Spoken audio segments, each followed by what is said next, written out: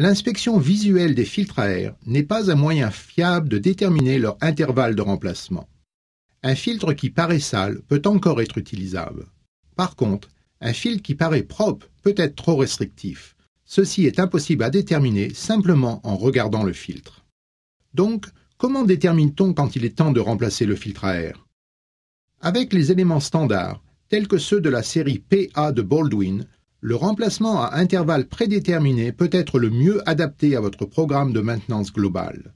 Mais rappelons que le remplacement à date prédéterminée ne vous permet pas d'estimer la capacité inutilisée éventuelle que vous jetez.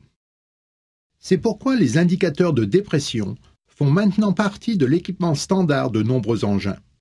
Et c'est également pourquoi Baldwin offre un choix de modèles d'indicateurs de dépression qui peuvent être spécifiés pour installation en usine ou pour une remise à niveau.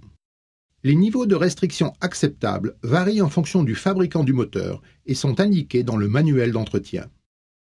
Au bout d'un certain temps, l'humidité, les vibrations, la flexion et les variations de température peuvent causer la détérioration du média filtrant.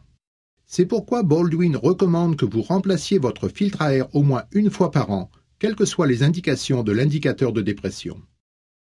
Baldwin déconseille de nettoyer ou de laver les éléments des filtres à air pour deux raisons principales.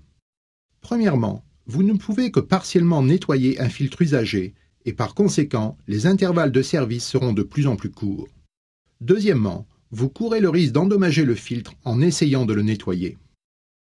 Dans les deux cas, la possibilité d'une fuite ou d'une déchirure pouvant aboutir à une défaillance majeure du moteur est bien réelle. Baldwin n'a aucun contrôle sur de telles procédures, y compris le lavage. Par conséquent, Baldwin ne peut pas garantir un filtre qui a été nettoyé. Avant de jeter un vieux filtre sale, regardez-le bien.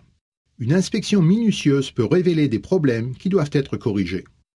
Par exemple, un fil qui a une fuite de poussière peut présenter des zones de concentration de la saleté du côté propre de l'élément. Un dépôt poudreux noir peut indiquer que l'entrée d'air est située trop près de l'échappement du moteur.